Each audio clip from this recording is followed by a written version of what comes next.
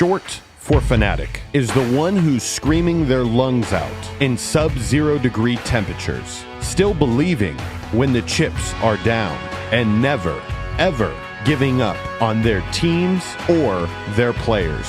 From the closest seat to the worst one, we want to meet you all. This is the American Fan. What's going on, sports fans? It's Josh Williams back again with another episode of the American Fan 365 podcast. Today is an exciting day as we are officially making a little bit of a shift, George.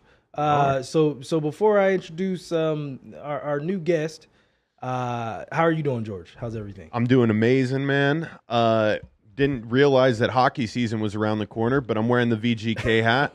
It's here. It's not around. It's officially here. Actually here, yeah. But I'm excited, dude. Time to turn a new leaf. And I'll let you do the WWE introduction because I know it's your favorite. Yeah, for sure. Well, without further ado, this gentleman that is now going to be a part of the show, we still haven't decided we're going to be here every week. But, he's going to be here a little bit. Drafted 13th overall in the famed 2003 NBA draft, drafted by the Boston Celtics, played for 6 different NBA teams, including the famed 7 seconds or less Phoenix Suns under Mike D'Antoni, before moving on to play in Europe, winning a Greek Cup in 2013, and also playing in the inaugural season of the Big Three. I have Mr. M. Banks, Marcus Banks, in the building. How you feeling today, bro? Man, I'm solid, man. What's up with you? How you doing, man? Man, I'm good. You know, we go way back. So we've been talking about doing something for a long time. Long time. Happy to Marcus have been trying to, bring me on the show. Why you didn't bring me on the show? And I'm like, we gonna figure something out. Yeah. And so now it look like you gonna be on the show a lot. So yeah, man, I'm gonna be involved, man. I'm glad to be here, man. I'm excited. I know we're also, we also got some other things that we're cooking up and different stuff. So really excited to have you, really excited to have your voice, not just on basketball, but on these other sports, because as a professional athlete, you can speak to things that, fans and, pundits and other people that never did it, they don't understand. So to get your perspective and, and then as we continue to grow the room, get more perspectives, really excited to see just how things continue to grow. So excited to see your growth and getting more in the media, because I know that's something that you like to dabble in over the last few years. So excited to get that in as well. So I'll let you go ahead. How what you working on? What's been going on in Marcus's world? Pretty much I'm working on my academy. Pretty much it's a training platform for all the young athletes in Las Vegas.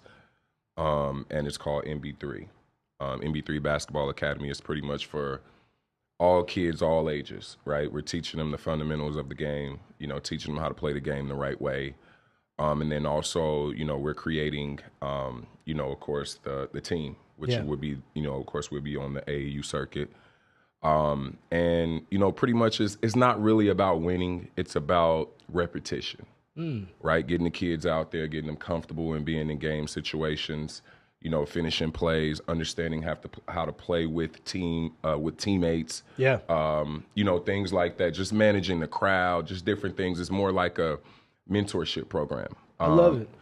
Because a lot of the programs are based on winning. Yeah, right? that's it. We're gonna run these 3 stallions, and the rest of the kids that are a part of the program aren't really getting better. They're just out here, paying for these tournament fees. Right, but I mean, it's more than that, right? Because it's more along the lines of you have to play the right amount of games. You have to do the injury prevention, the recovery situation, and a lot of parents that just throw their kids out there like, hey, we're looking, he's going to get a scholarship or, get drafted to the NBA. That's the far side. Let me stop you before you go too far now, because you started talking about the parents. Okay. Do you feel today's kids are too hyper-focused on one sport? Yeah, but, it's a different day and time. And, of course, when we grew up, we played multiple sports. Yes. Right? But now the focus is on what are you best at? right? So say you got a kid that plays baseball, but he's really good in basketball, but he's a better football player. Okay. But what do you have him focus on? You look at longevity.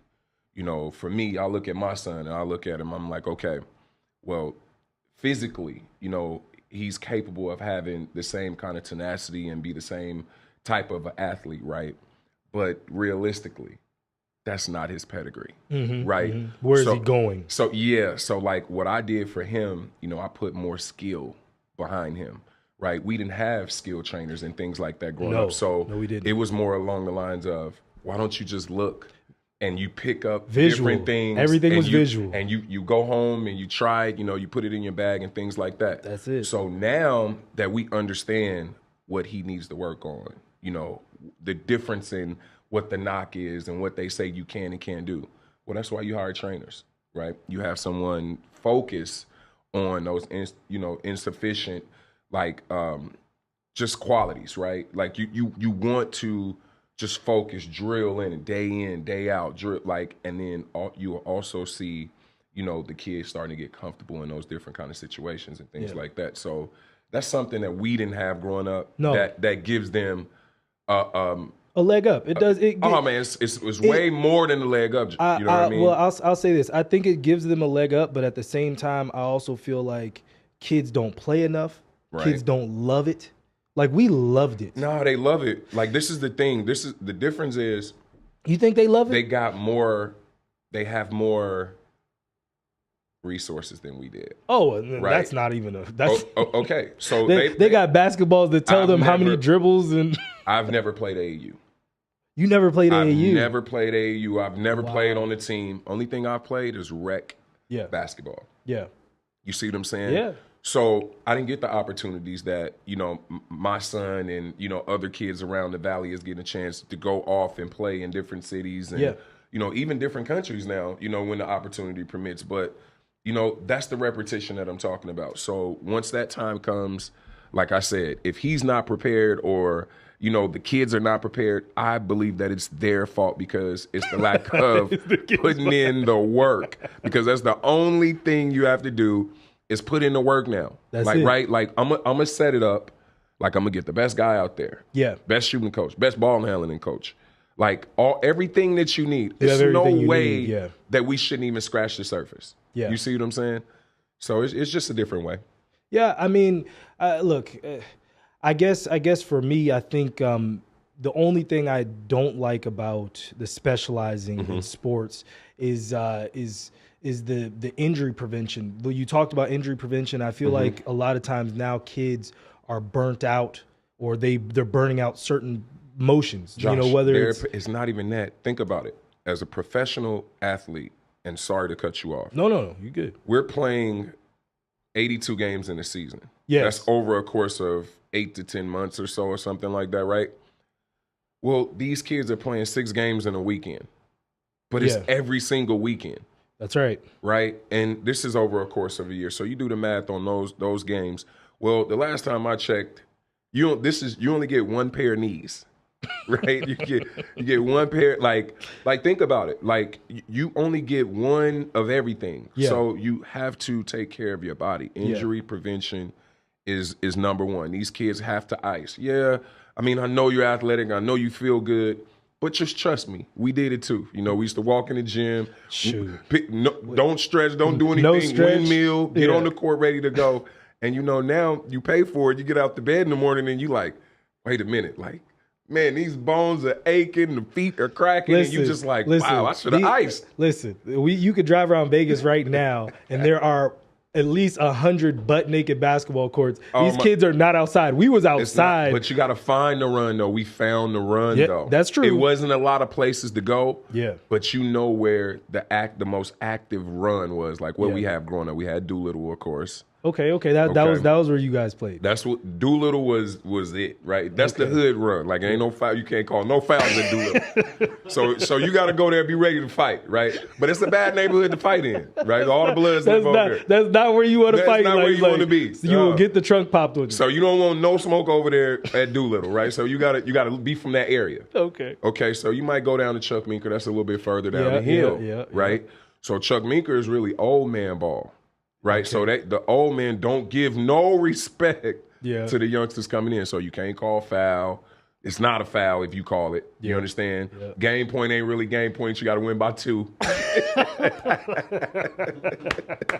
You remember that win by 2? It's like, bro, I just scored. It's like the first one to 10. It's over. Right, and you just keep on going. Nah, it's win by 2. So where I think we got our spunk from, right? It had to be the outside courts, which was the lights. Okay. Washington. What about Sunset? Sunset. The breeze. Okay. Okay, so like we spent a lot of time at the parks, right? Because the parks is all night long. You know, of course, the gyms now, back then you have to rent it for the time and things like that. So the parks is all night. But one thing that you had to deal with out there was that man that never sleeps, and that's that heat. When I tell you, it used to be so hot out there, man. I'm talking just waiting for the next game. You have to sit in the car. Oh my God, yo! Well, let's go ahead. So let's switch some gears. So we're it's NBA training camp, and we got our resident NBA guy in the building. I have a question for fans out there. What is NBA training camp really like? Can you talk about media day? You know what I mean? Conditioning tests, rookie hazing, and then also you've also played in multiple NBA cities. So like maybe walking into a new city for the first time. What is that experience like as a player? So we'll just start with media day, right? Media day is probably one of the best days, like the start of the season, right? You get your uniform, it's laid out in the locker. Yeah. Of course, you got your shoes, they're fresh, socks, everything. The energy in every single building is, you're getting a chance to meet, the execs and things like that. Yeah. So that's fun. It's a lot of smiling faces and things. That's before the wins and the losses count. Right? Everybody's ready to go. Right. We winning this year. Yeah. So media day is really, really fun. And I think when you put that hard hat on, is those 2 days, right? You got the first practice, which it depends. It may be non-contact, and then, the second practice will be contact. So it just depends. Training camps, for me, depending on what era, when, and where. Yes. Right? So me coming into the league, I got drafted to the Celtics. You came into the grown man league, 2003. It was nothing fun about the training camp, okay, because my coach was Jim O'Brien. Oh, okay. Right? So, and then Frank Vogel at the time was just the film guy. That's right. Crazy. That's what's really, really crazy. So that was really boot camp. That's back then when the practices was 2.5, 3 hours long, right? And then now today's time, as soon as you step on the court, everybody, okay, practice is over, get to the training room. Yeah. You know what I mean? Do you? So it's different. Like we drilled all day, all night, and what people don't understand, you practice more times than you play games. Yes. You see what I'm saying? So a lot of people left their seasons in the practice facility and didn't have enough for games, because think about the battles that you have to go through to practice in that early 2000 era. Do you think that's what made Jordan so crazy, because he was even crazier in practice, people said? Like, he did so much in practice. Bro, you got to think Mike played every single game. And played every game. Okay, so if you play every single game, damn near, right, you got to think this man is practicing every day. Yeah. Well, if Mike don't sit out, who can sit out? Right? Yeah. So I'm talking about we're in there. It's full court every single day. It's live drills, 4-man shell drill, this, that. Like, you have to be, in order to be a winner, man, you have to be competitive. You have to look forward to that training camp. That's when that camaraderie build. That's when everybody was exhausted, right? So I'll give you a Miami training camp, right? Was probably the scariest training camp I've ever been in. Okay. First of all, Pat Riley, you do the body fat, test or whatever. You have to come in shape, already ready to go. Well, I'm from Vegas, right? Yeah. So we hung out all summer long, right? But no matter what, we stayed in the gym. So the body fat thing wasn't even a problem, right? But it was more along I got something for that too. I'm going to come back to that, but you go ahead. You go ahead. So it was more along the lines of the time you spent inside of the facility. So say practice was at 10 o'clock. You don't want to be, the last one to show up and things like that. So you there an hour and a half, 2 hours before, right? Yeah. So that's 8 o'clock. Then practice started at 10. You're there at 10, right? 10 to at least 12. That's 2 hours. You don't want to be the first one to go home, right? So Yes. you're going to stay at least an hour, hour and a half. Then you got to get treatment, things like that. Yeah. Well, that's just the first practice. Pat Riley was the man. When I tell you this guy was a wizard, bro, he made sure it was no extracurricular activity in training camp or none of that, right? So I definitely understand the culture, right? Because I lived it, Yeah. right?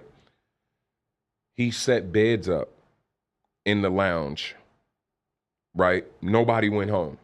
When I tell you D Wade and these guys is sleep in the lounge, he got blow-up beds out. It's 15 beds out there blowing up, right? And everybody is stretched out. First off, I'm going to tell you the reason why. Yeah. Because there was no way you wanted to even use that extra energy to even walk to your car and go home. Dang. So guess what? We got a quick turnaround. Yeah. I'm gonna get my little extra. It's gonna take you 30 minutes to even fall asleep. Yeah. Do you understand? Yeah. So you don't want to use up nothing, no extra energy. You want to rest right there, man. Look, when I tell you I was getting a hard 2.5 and 15-minute hour sleep, and then you still have to be the first one on the court for the next practice that start at 5:30. I'm done. So you don't. It's no time. Yeah. Now, if you want to switch gears and go to D'Antoni's training camp, Yeah. which when I was with Phoenix and I got a chance to play with Steve Nash and Grant Hill and, you know, all these guys, the Famers. horses, right? Famers, like yeah. I'm talking about Sean Marion and those you guys. you were there for Steve Nash's second MVP season. That was 06. Let me tell you guys something. Steve had to see me every day. Every The day. work is done in practice, right? Yep. Okay. Now you look around, we could talk about this. A lot of guys be like, hey, Marcus is, you know, one of the toughest defenders. Let me tell you, I didn't get a lot of time in the game, right? So my games was practice. That's what we was raised on. I gave him hell every day. D'Antoni used to be mad I wouldn't let him bring the ball across half court. So what happens is Steve got in the game. So he was just carving through defenses, Yeah. right? Because it was like, well, if it's not going to be this ball pressure that I deal with every single day, You're in trouble. oh my gosh. So this is the reason why people don't understand where that practice came. It was days that I come in the gym, Steve's already in there, it's 8 o'clock, we got practice, and he's doing one-legged shots, like working on balance and things like that, full-blown sweat. Yeah. So at the end of the day, for me, I was like, I can't let this guy outwork me. He's not more physically better than me. Like, I felt that I was like, you know, I was ready to go. Yeah. But at the end of the day, it was the work ethic. It was the time spent and things like that. Yeah. But our training camp was 45 minutes. You come in, you get your spots over in Phoenix, man. You know what? The sun was shining. Everybody was on the golf course every day. But guess what? Nobody missed a shot. Yeah. You know why? Because guys took their jobs professionally. Like, they took it to heart. Like, they really worked on their crafts. Yeah. Right? So that means you didn't have to worry about if Barbosa was going to get his shots. You didn't have to worry about if Raja Bell was going to do his thing or Kurt Thomas was going to come in or Jermaine Jones or James Jones. You see what I'm saying? Or Grant Hill. Like, the team, Steve Kerr was our GM at the time. So our team pretty much was the Golden State's whole front office. That's where the recipe was built. You understand what I'm saying? Remember Alex Gentry and all those guys. We had every single coach was right there at Phoenix. And then once that happened, Steve Kerr, all those guys went up there, man, it broke off. But that's been the pedigree of training camp, and is not to beat the players up. Yeah. You have to have something going into the season. One thing I heard Shannon Sharp say, and I'm gonna let you get it. He say, if you limp into the season, you're gonna limp out of it. Yeah. You know what I mean? So That's now fair. it's more about, you know, managing, you know, the players, and people get mad at Kawhi and things like that. But guys been low managing for years, and especially the stars on the teams. Charles Barkley. Yeah. We can talk about certain people. No, before we get off of NBA training camp, so Terry Mills. So Terry Mills used to play with Jerome in Detroit and was always out of shape, always big, 3-point shooter. And then when he got traded to Miami, he couldn't get on the court because Pat wouldn't let him on the court. And so Terry had to ride the bike. Political. He had to ride the bike, like literally for months. And it got to the point where they put a helmet. They gave him a helmet. That man he was on the bike all the time. They put me, I put it to you like this. I've maybe been injured maybe one time, and I think that was maybe my second year. I had a stress fracture as a rookie. They put you on IR, they put you in a suit and give you something wrong with you, right? It's a business. It's very, very political, Yep. right? And it depends on who's your agent. It depends on what school you come from. Yep. It depends on who the coach is, how much pull that coach has inside that organization. Your guy? Is you? Are you not his guy? And, yes. You know, like I've never understood the business until I literally got away from it. Got drafted. Oh, okay, all right. Like I came into the business, like I got drafted into business, right? Like I say, so we clip this really quick. I knew where I was going before anybody in the world knew. Yeah. How is that possible? Because it's a business deal. Yep. You see what I'm saying? Hey, Marcus, I want you to act hurt. Okay?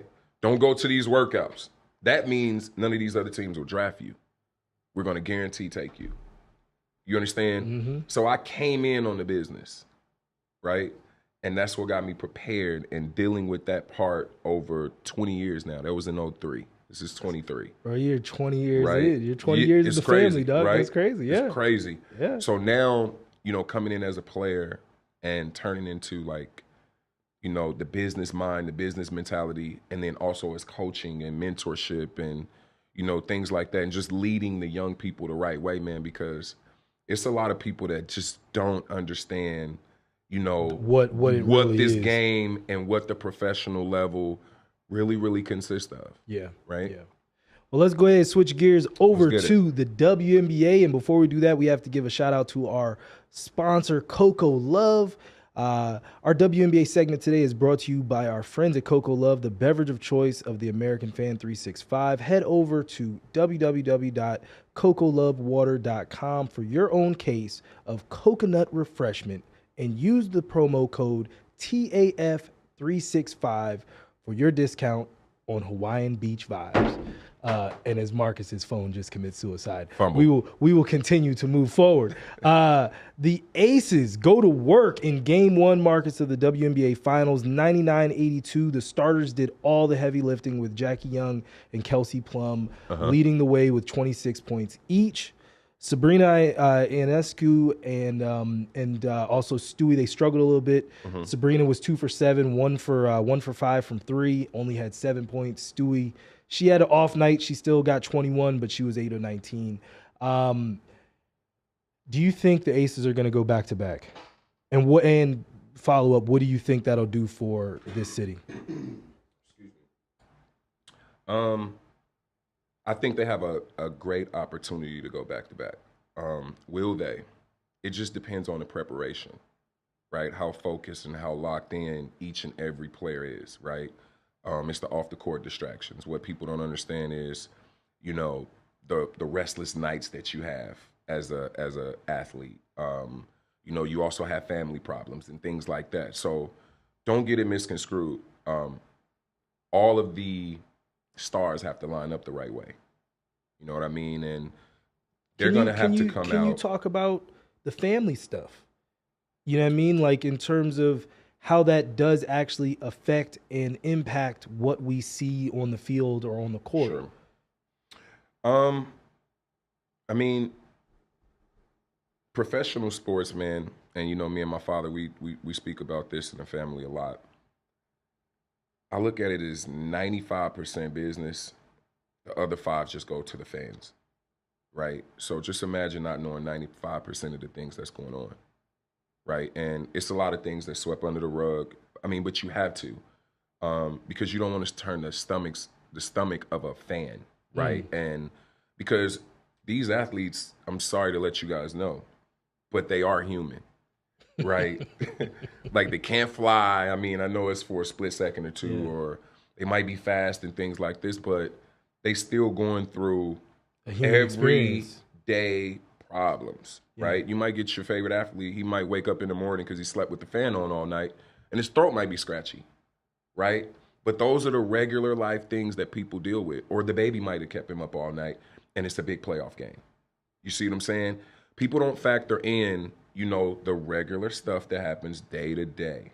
Yeah. You see what I'm saying? And he's just off. He's off today. No. He's playing like trash. Man, that man was up all night. Yeah. You know, he has a responsibility too as well at home.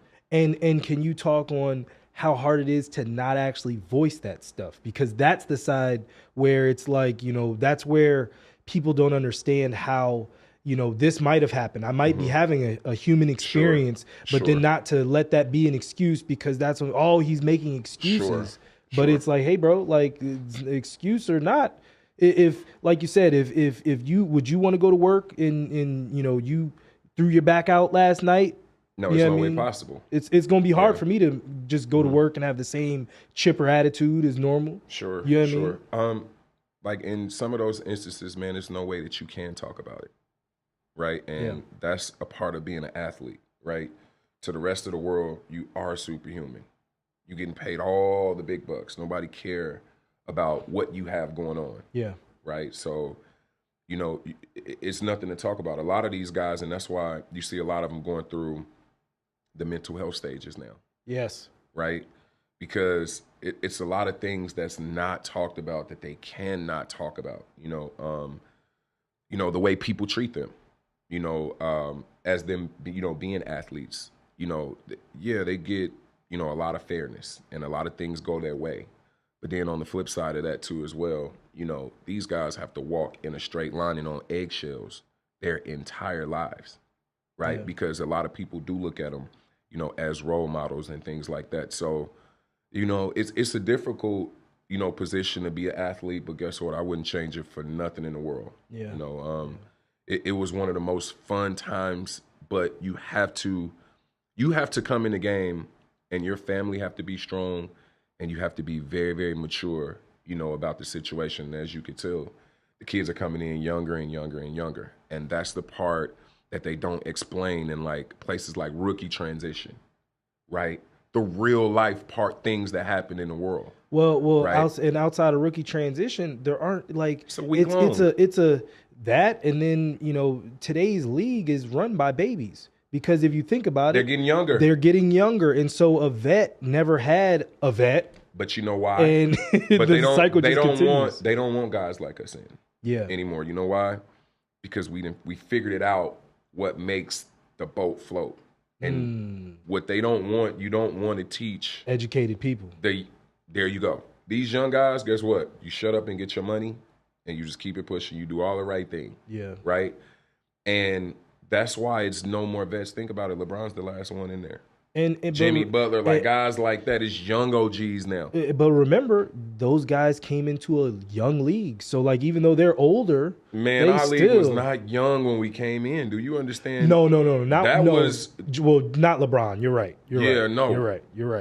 That was not a young man league. No, that was like, still. You gotta think, we were in the league with Kobe and Shaq. That was Jordan's very, very last. That's the end of him. Yeah, that was it. Right. So that's the last. Our era was the last era of the OGs, right? Yeah. The Steven Jacksons and the Jermaine O'Neals, the Vince Carters. Like, you can go down every team and you had 4 to 5 guys. The Zach Randolphs. Yeah. The Jerry Stackhouses of the world. Pau Gasol. You understand like Ron Artest.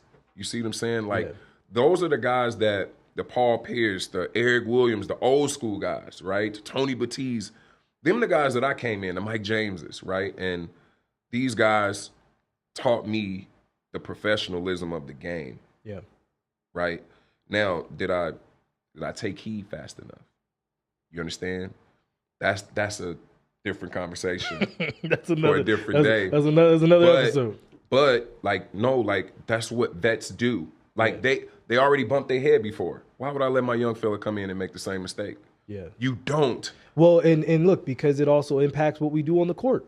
100%. Those mistakes. If I can keep you from that pitfall, then you're going to be able to help me more. Sure. In 2 weeks versus 4 weeks. We had to wait 4 more weeks to get you right. Sure. George, bringing you in, I know. So George's younger brother is actually the starting left tackle at San Jose State. So he's he is attempting to walk in the path that you're in now. Okay. And George, what do you think in terms of just all the things that go into the business side of football?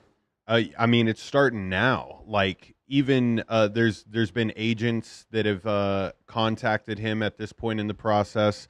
He's approaching a time where, in the transfer portal world that we're in, like, how do you set yourself up best to get drafted, right? So I think that's the part of the process that I would ask you, Marcus, is like how early on were agents contacting you to like kind of try to give you guidance before getting drafted? And remember, this is a totally different era of because don't you talk to no agent and mess your money up. make sure you hold that question. So for me, I guess it was more along the lines of like I had a mother and father, right? And shout out to my mother and father, been together for 50 years, still today. They deflected a lot of those conversations, right? Meaning like they intercepted a lot. Like they didn't let a lot of that stuff overwhelmed me, nor did we ever think about me going to the NBA, right? I was just excited about being in college. You know why?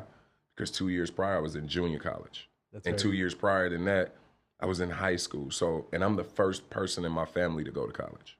Wow. So for those kind of situations, you live in it. Yeah. Right? We couldn't see past the front door. Yeah. You see what I'm saying? Like when you're in the moment. So yeah, no, it happens. It happened for Jerome extremely fast. Yeah, like it was literally junior college too. Junior college, just like you. But don't get it misconstrued. Let me tell you something, George. What he doesn't understand is that they already are paying attention. They already know what's going on. They already done all you guys' background check and things like that. If you're potentially get an opportunity to be drafted, your family is vetted years prior. Why are we going to give this young man millions and millions of dollars and his families are full of turds, right? It's dangerous. Yeah. So it's dangerous, right? Yeah. I'm setting this kid up for failure.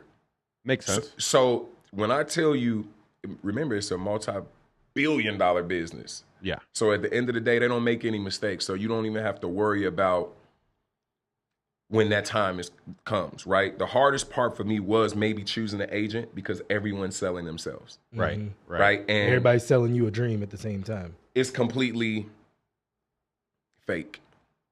Yeah. And that's similar why to recruiting. Do you like connotate it like to when you were getting recruited to college, like everybody wanting you, they're your best friend? Remember, I told you not to cut you off. That was a lot of that was deflected, right? I went to one visit. Got it. UNLV? UNLV.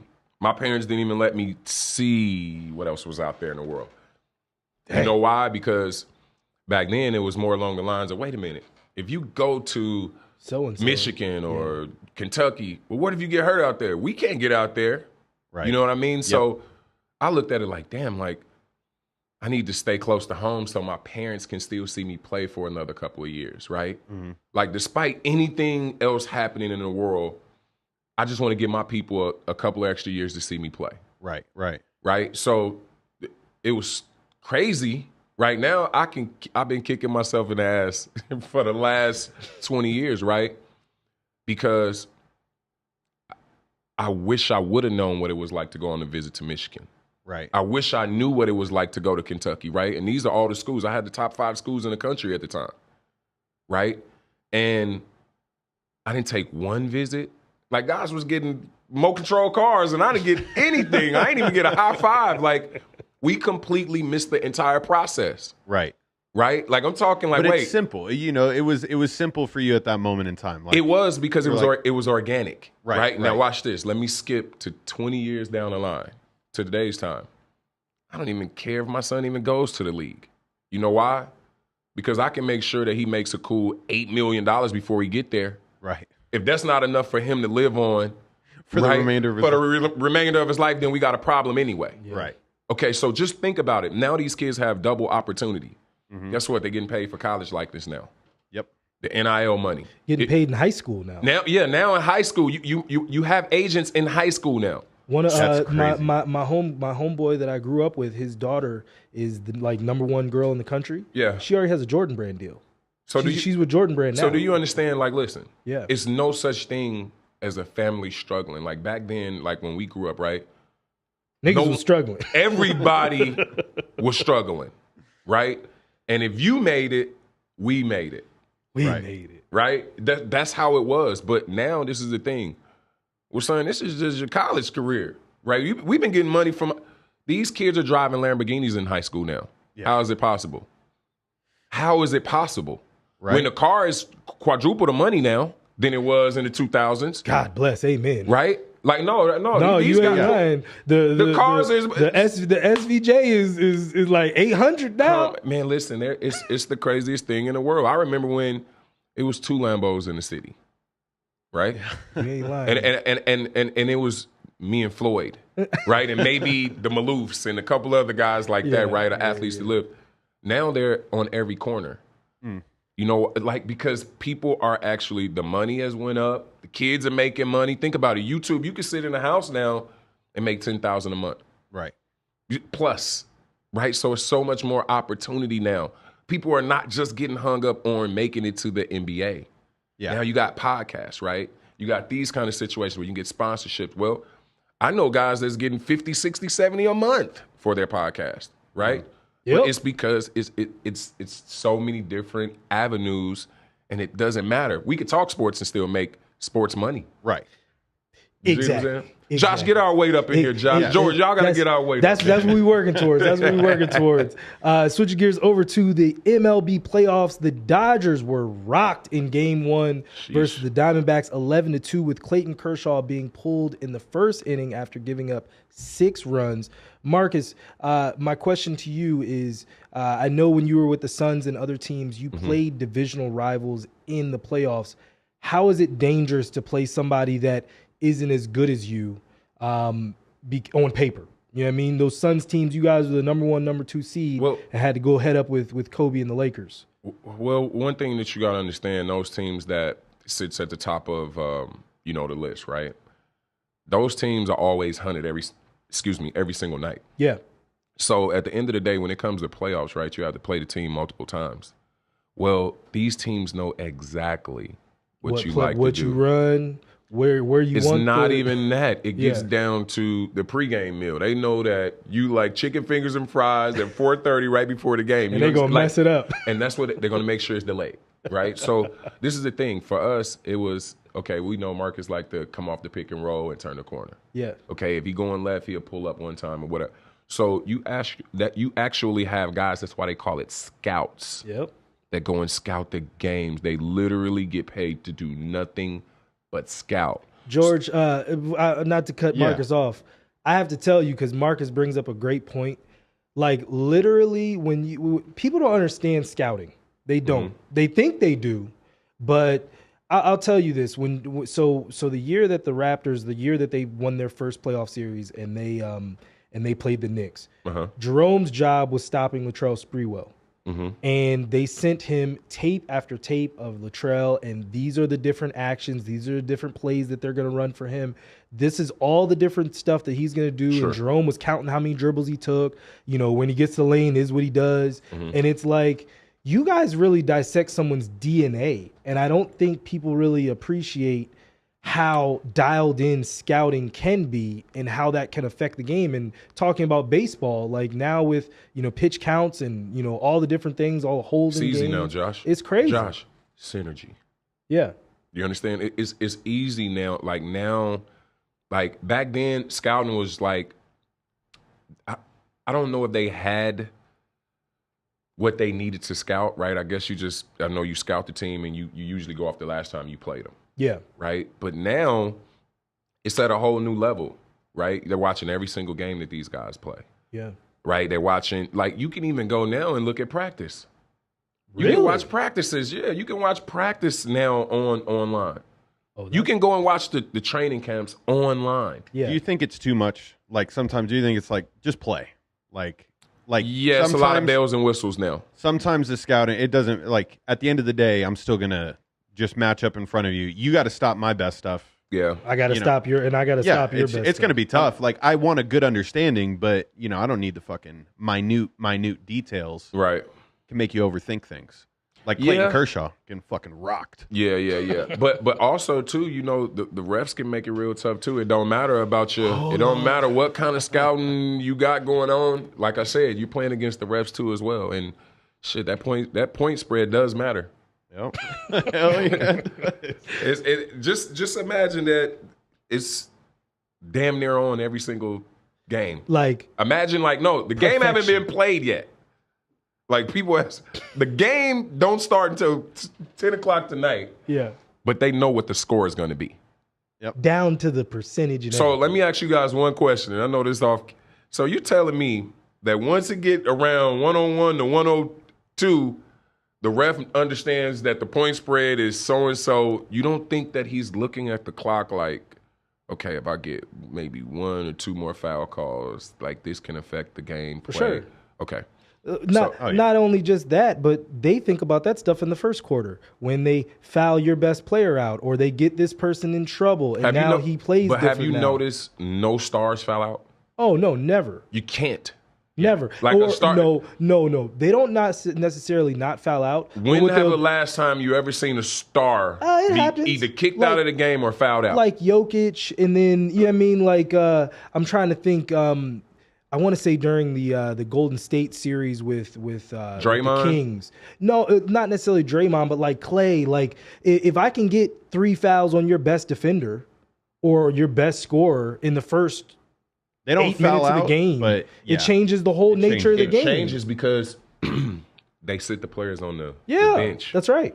They might not foul out, but I have impacted your team. Oh yeah, no. As a referee, that's just like, listen, if this guy normally plays 15 minutes the first half, but if I limit his play to only 5 and I know the team depends on him, that's what y'all in trouble. This is the thing, man. It's just way too much to try to control now, right? It's too many different facets. Like, the only thing you could do organically is just go out there, just like you said, George, and just play. Right. Yep. Because if you don't, it's going to mess your mind up. Like, even look at the kids that even trying to make it to the pros now. Yeah.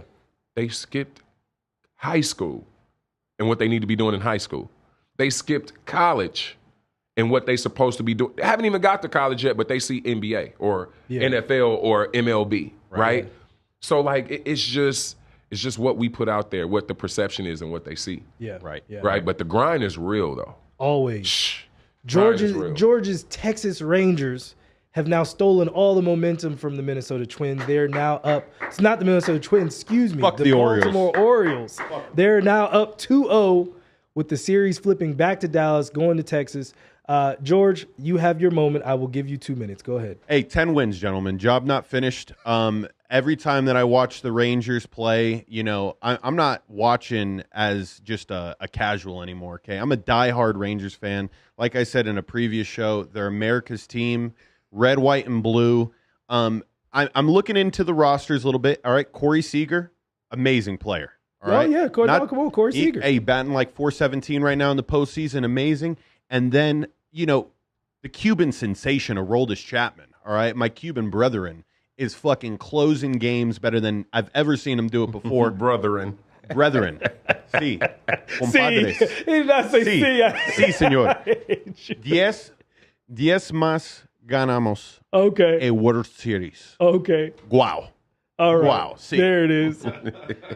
Well, all right. The Twins and the Astros are now tied at 1 after Minnesota got a huge road win after some stellar pitching from Pablo Lopez. 7 innings, 7 Ks, no runs. This time of year, I think more than any other, pitching is the biggest thing. And if you have pitching, you have a chance. And, you know, we talked about, you know, a little bit earlier in terms of just playing divisional people. But I think, you know, really, it's really going to come down to a few things, and it's just getting hot at the right time. And it looks as if the Twins might be able to knock off the Astros possibly if they can get some more juice. Dude, Minnesota needs it. That poor city. Fucking, we talked about it on the last show, Josh, but there's some cities that just need a win, you know? They're tired of seeing the Vikings suck, the Timberwolves every year. But it's some places that don't deserve it, though. It's going to change the whole forecast. He played for the Timberwolves. Yeah. He played for the Timberwolves. Listen, let me tell y'all something about Minnesota, though. Okay. It was probably one of the funnest places that Really? I've been. I don't know why. I guess because it was just like a change of scenery. Okay. But, man, I was all over them skyways up over there. Lake Minnetonka. I was up there, man. I was in those lakes, man. You was at Prince's crib, going to the Prince parties? Bro, we was like, I'm talking about ice fishing. Like, we were up there doing some off the wall. Well, you know me, man. Stuff. I'm an adventure type guy, man. So Wait, do you have any Prince stories? I don't think we've ever talked about that. Nah, man, no Prince stories for me, man. I don't know. I was a gangster growing up, man. I ain't hang out with Prince too much. Okay, all right. You know what I mean? No Prince pickup game stories. Nah, blouses, nah. Oh my God! What, he fixed some pancakes? He brought everybody. Nah, man, I would have lost it, man. Like, nah. Oh my God! See, it's a man's game. Am I right? Good no call. He's such an idiot. Oh my God! Speak for yourself. Yeah. Y'all played like crap. But before we get into the NFL, I wanted to just ask you, and I know we have a call. Is he on the line already, George? Yeah. All right. Well, we can switch it up. We can have this call right quick. Also, George, before we introduce Milan, I also have fake Kyle Shanahan that wants to come on the show. Fake Kyle Shanahan? Yeah, the guy that always dresses up like Kyle Shanahan and wears the stuff. God. Yeah, he wants to come on the show too. So, dude, white people just love like representing coaches. Like, I mean, there's a That's fake all they Andy got. Reid. That's all they got. There's a shit ton of them. But Surfer guy. hey, listen, he's out here. So he saw everything and he wants to get on the show too. So excited to have him. But without further ado, we can go ahead and bring on Milan. Milan, how's it going? I'm good, man. How are you doing? I'm doing all right. George, did I send you the video of Milan? No, you did not. Oh Lord, I messed up, Milan. That's on me. Me and Milan were talking last night, trying to get everything verified that we were still going to be doing this. So let me see if I can get this to George quickly here. Hold on 1 second. And of course it's gone. Good. But how's everything? Milan? And you're in Germany right now. Yes, sir. I'm born and raised in Germany, live in Germany. I'm in the near Frankfurt area where the NFL games will take place this year. Yeah. And first and foremost, I just want to thank you again because it's going up 9 o'clock at night, your time, right? Yeah. It's 9 p.m. now. Checking in from Germany. Milan, what do you think so I'll give a little bit of background about how we connected. I actually had posted a video on my story where it was breaking down coaches and, in today's football players. And in the video, one of the clips was a team that Milan played for, and he was the main linebacker in the middle of the video. And he was like, "That's me in that video." And I was like, "Oh, snap, for real?" He's like, "Yeah, I'm number 51. And so we started talking and just wanted to have you on the show and just kind of get your take on playing in semi-pro and then now you're coaching and all of that. Yeah, thank you. Yeah. So when you played at Nichols State? Yes, sir. In Louisiana, you said? I started 91 playing football in a little city in Germany, in South Germany, and football was not known. I mean, see my Niners shirt. That's how I started. I saw them on TV. I didn't know what it is. I said there's some Knights, like they have those pads on, the helmet. I didn't know what it is.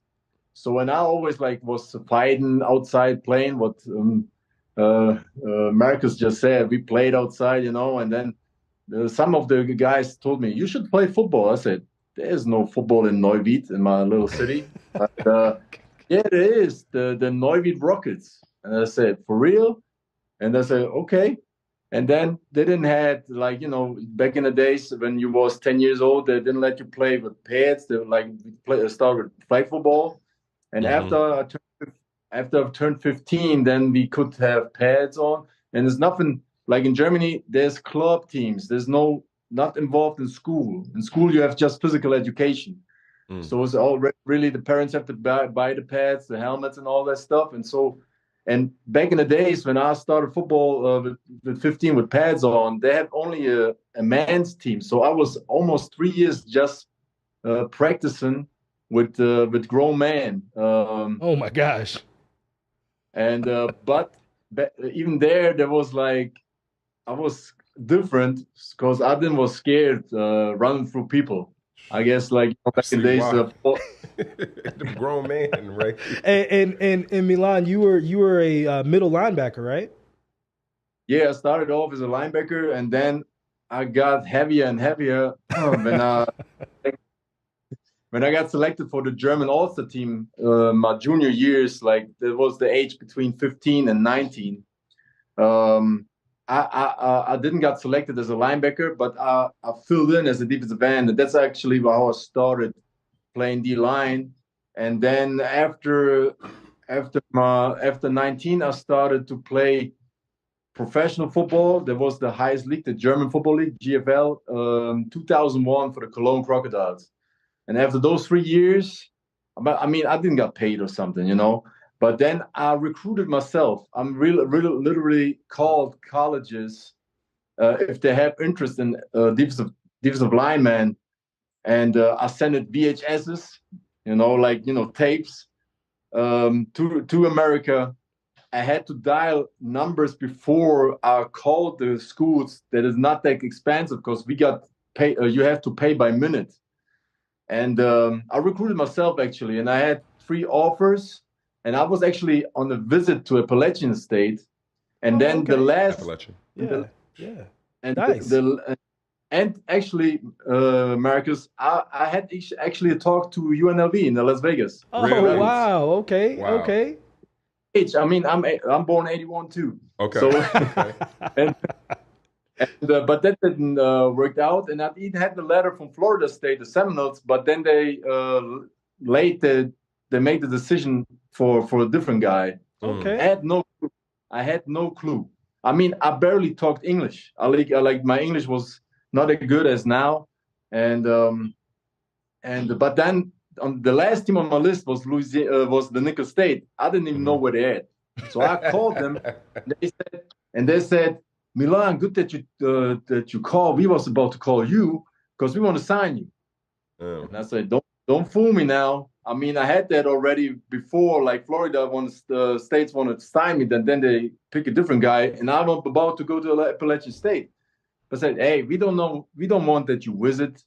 You just come and play for us. And then I was like, but where you at? And he said, Thibodaux, Louisiana. And now, back in the days, I was a big fan of crunk music, Lil Jon and all that stuff. What? Okay. Yo, now see, I see where it ties in now.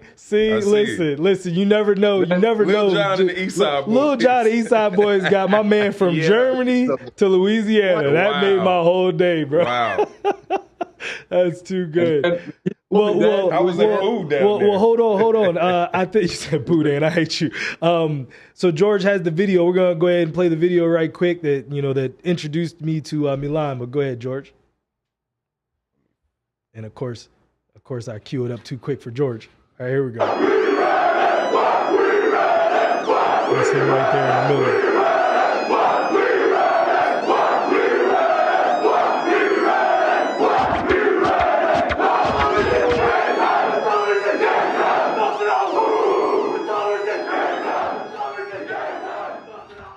All right, guys. That's today's players. Right. So you saw the transition from where we were to now we're TikTok dancing. Yep. So Milan hit me because I put that in the story. You got a TikTok, man? You be dancing? I don't have a TikTok account, man. Okay. I thought I was the only one, man. I've been begging my kids, man. I'm like, y'all got to get y'all dad, man, a TikTok. Man. I don't know what to do. Like when I tell you, I think I'm losing out on this one, right? Josh, you got a TikTok? Listen, I got a TikTok. You better not be on that dance. Nah. You better not be dancing. We ain't doing none of this. George got TikTok. One for sure. 100%, bro.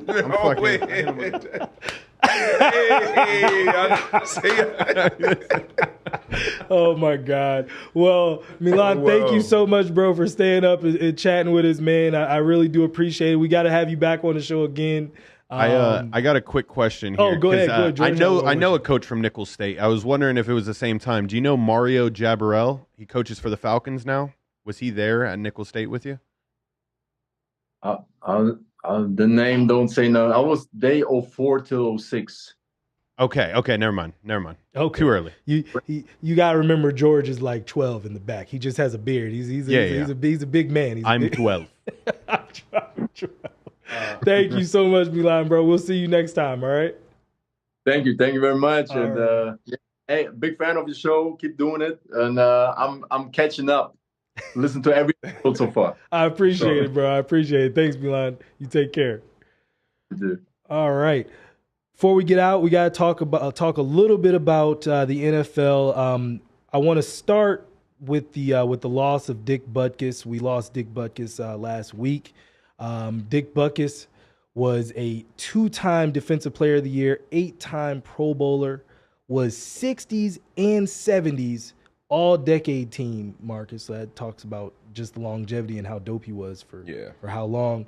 Also is now the namesake for college's best linebacker each season. And I just have one thing to say outside of RIP to Dick Butkus. Can my Redskins stop playing teams whenever a major figure in that organization dies, like that day or the day prior? It's just bad luck. I'm tired of it. Because, so Halloween weekend of 2005, the Giants, New York Giants, they're having a solid season. My Redskins are solid. We went to the playoffs this year. I don't think the Giants did. And we had to play the Giants the day that Wellington Mara died. Who's Wellington Mara, you asked? The owner of the Giants. And we couldn't tackle Tiki Barber to save our lives. And Tiki was tough, though. No, listen. Like, look. He was tough, and he used to kill us. He used to kill us. But, like, this was like Tiki Barber when he was, like, first starting to run like this because he kept fumbling. So it was like when Tom Coughlin was, like, high and tight and he started running like this. Yeah. Like, it was that Tiki Barber. And he had 206 yards, 1 touchdown, and they beat us 36-0. Yikes. Flash forward to 2023, Dick Butkus dies earlier in the day, and later that evening, the Bears had their way with, the winless Bears had their way with my Commanders, and DJ Moore had 8 catches and 230 yards and 3 touchdowns. Can we please stop playing people when someone dies? That's all I ask. That's all I ask. Yeah, Josh, I mean, come on, man. You stop asking for things that are unreasonable, all right? You want Dick Butkus. Dick Butkus dies on Wednesday. You guys still get your ass kicked. No, listen. Bro. Like, it doesn't have to be same day. Same day. Or wait, Dick, hold on, pause. Hold on for a few more hours. It would help. It would really help out. Just saying, it would really help out. The only way you can know this is true is like if you guys were winning at halftime and then he died at halftime and then you guys came back and lost. I think that's like truly. That's tough. That would be word got into the locker room. You had me laughing at Dick Butkus. I actually love Dick Butkus. That was one of my favorite linebackers growing up as a kid. All right, we gotta get out of here soon. So let's get through this quick. Bigger surprise, George. Them boys looking horrible on Sunday Night Football, or Brock Purdy is now 10-0 as a starter. Holy shit. I fucking had so many clips last year at the end of last year saying Brock Purdy's average. You know what I mean? Like, he's not everything that people are making it out to be. He's lucky. No, he's actually pretty good. They have so many weapons. I think, though, if you were to put I think if Sam Darnold, right, any injuries happen, Sam Darnold takes over, you'll see the same production. That team is just so good. Yeah. They put up 35 or 32 plus points in every game so far this season. Yeah, they're a problem. They're a serious issue. They're a problem.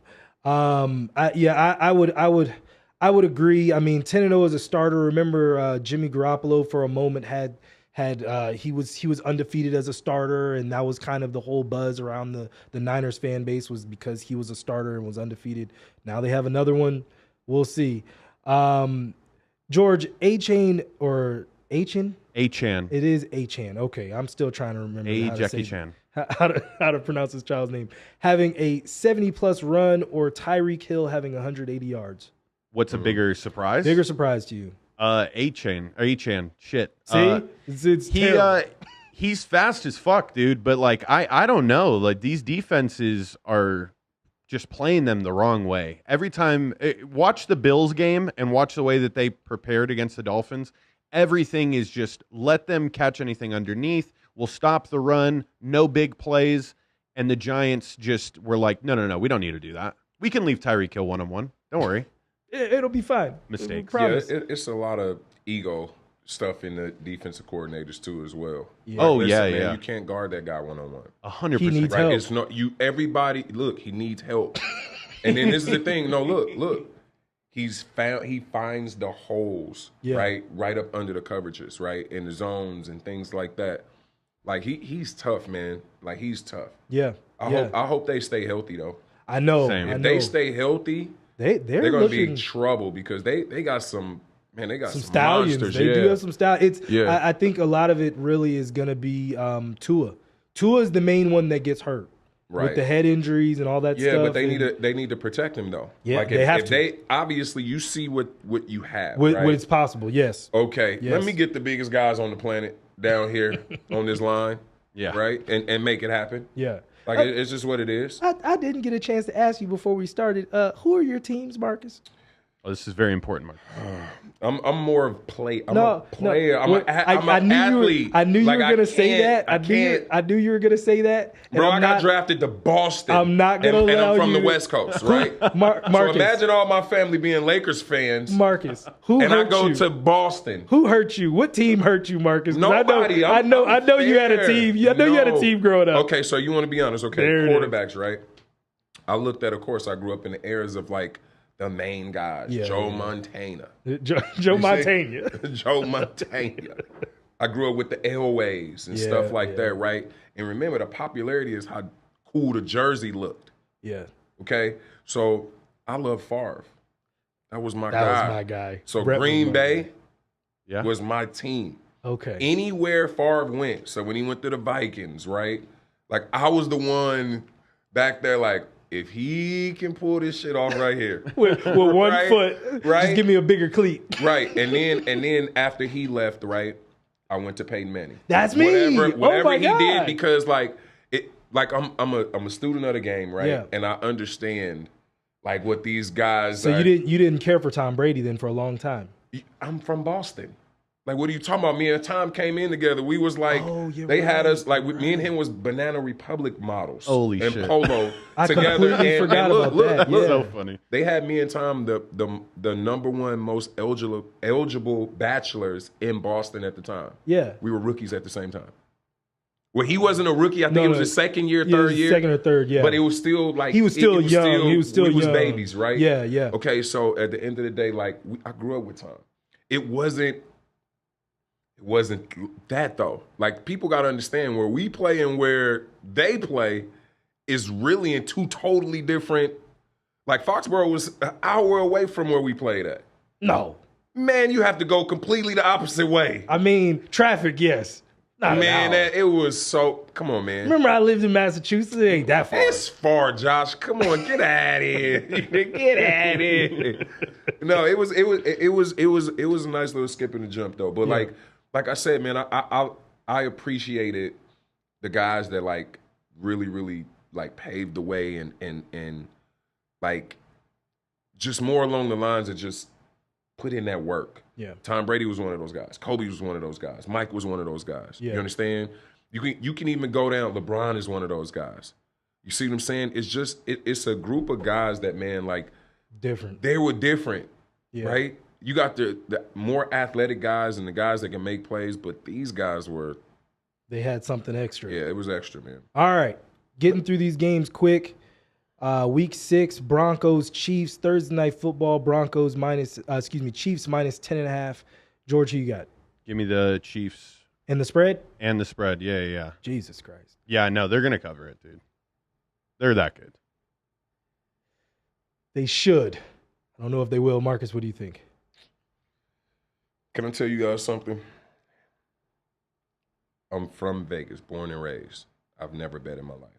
Wow. He's lying. Marcus, I know for sure that this is a lie. We I wouldn't be saying it. Like, bros, look. God strike you dead right now. No, I promise. We had been in a sports book together. Yeah, but it wasn't really me. It was just like something to do. We was hanging out. Like, I really don't care. No, but let me tell you the reason why. Because I played in the league, right? And I grew up and... Well, tell me who you think gonna win. You can't bet on the team. So I never bet. I stayed away from it because we would get in trouble. Well, tell me who you think gonna win. I'm not gonna get involved. Boy, you're now in media. You gotta at least say something. You ain't in there no more. Joshua. Who you think gonna win? Broncos or Chiefs? Give me the Chiefs. Thank you. Commanders, Falcons. Falcons -2. You greasy bastard. Who do you? But I see how you feel. But I see how he feels when you get to talking about those guys, right? You don't even have that much confidence in those guys, man, right now. No, he doesn't. Stop playing. That's why it's so hard. Look, man, it's so my tough defense. on you. My defense is killing me right now. But we gonna move on. George, who do you have? Commanders. I got the Commanders. Really? Yeah, this is a spot where the Falcons they fall asleep. They're Really? they're relying on a 21-year-old to carry a franchise. The Falcons. Talking about Bijan. Yeah. I mean, But you can't say that. I mean, everybody. Kyle Pitts is finally starting to look decent. He had a good game this past week. Yeah, it's so funny seeing all those stats about like how shitty Kyle Pitts is. Yeah, but he had a solid. He had a solid week this week. Yeah, because they don't use him. But like, it's like I'm like, please trade him to us. We'll give you a second. Hey, watch this. Jesus. He'll end up on the Ravens. That's crazy. Mark my words. Holy smokes, him and Mark Andrews. That would be crazy. Yep. Speaking of the Ravens, Titans +3.5 at home. I mean, wow, you thought this spread would be bigger. Give me the Ravens. Me too. Okay, Ravens. Seahawks, Bengals -2.5 at home. I'm actually going to go with the Bengals here. I think the Seahawks have played well, but I think that the Bengals are going to finally start to They have to. They have to. Look, you can't. They can't struggle. Can't keep messing around. He's getting too deep into the There's season no way. now. Yep. George. Yeah, I can only imagine the type of like brotherly hug that Jamar Chase and Joe Burrow had. It's like, I know you're always fucking open, bro. Like, they made up. They're back. Bengals. Colts, Jags -4.5. Both teams are actually surprisingly 3-2. Marcus, who do you have? Colts. Wow, going with the Colts. Okay, all right. I do like the Colts here as well. Yeah. I think it's the Colts are playing. You got the Jaguars coming back from London. I think that travel may affect you. Remember what we were speaking about earlier? Mm-hmm. They go the jet lag. They haven't seen their families. They've been there for 2 weeks. They've been in London for 2 weeks. So guess what? The first thing they're gonna do is when they get back is what? Get loose. There you go. We've been gone for a long time. Right? So now all those things factor in. Like practice, do they give them a day off as soon as they get back in? Yeah, so now it's a short week. Yeah. Dang. Trust me, I got you. That's exactly what Colts. it is. Like, think about it. You can't have me go out of town for 2 weeks. I'm a professional and don't have me come back and at least spend one day with my family. And now my routine is off. There you go. Wow. Yeah. Yep. That's think actually, about that. It's the quiet little stuff. And -4.5. That's actually a very good spot. Yep. Panthers, Dolphins -13.5. Good Should God. be higher. Who do you got, George? Should be higher. Give me the Dolphins. Woo. 2 Tyreek touchdowns on this one. That's a point spread. That's a lot of points. That's a lot of points, man, in the NFL, man. That any given play, I'm gonna rock with the Panthers just because it's too many points. That's you got to dub somebody. That's 3 touchdowns. Yeah. For the win, you got to. Yeah, that's 3. Yeah, I would say go with the Panthers, but the Dolphins have been blowing the doors off of people. No, they energy is different right now. They have momentum. Yeah, right. And they're at home. Nobody talked about the Dolphins like this the last how long? Legitimately, not until they got Tyreek last year. When they got Tyreek last year, it was like, and I didn't even think it was going to be like that. I thought he was really going to be over there by himself. I did too. I knew about Jalen Waddle, but it didn't matter though, bro. Like I don't know if it's him. He different. That went over there and changed that energy over there on that team. Because let me tell you, the Chiefs are stupid. I would have gave him whatever he needed. Over Kelsie too. I don't give a fuck. Me too. Over. Are Kelsie. you crazy? Do you see what this young man is doing to this league? Is gonna do well for the remainder of his career if he can stay healthy? I guess the only retort I would have to that before we move on is that we've seen what Kelsie has meant to that team too, and we've seen how Gronk they can. Kelsie gonna turn to Gronk real soon. Nah, you know that him and Gronk are the same age. Like right now, that's crazy. I saw. Did you see, but look at the target. That? How many what the targets look like for the both of them though? Shoot, because Gronk took some fire coming across. He took some heavy artillery, and guess what? He ain't missing not a pounding. He ain't missing not one of those car accidents. Vikings, Bears +3 at home. Both teams are 1-4. Do you see the Bears getting some mojo going? Oh, absolutely not. Me neither. Isn't it great? This Justin Fields hype. Here's a fun fact for you. Justin Fields has thrown for over 300 yards once in his career. And just so you remember, they were on a 14-game losing streak. How the fuck do you not throw for over 300 yards when you're literally losing in every game? Jesus. Yeah, he should be We were the first gunslinging. game that he ever threw 300 yards in? Yeah. Thanks, George. You're welcome. That freaking made my entire week. Actually, Josh, he didn't throw 300 against you. It was the week before. Oh, thank God. All right. I'm actually going to go with the Bears. Who you got, Marcus? You gonna ride go with with the Bears?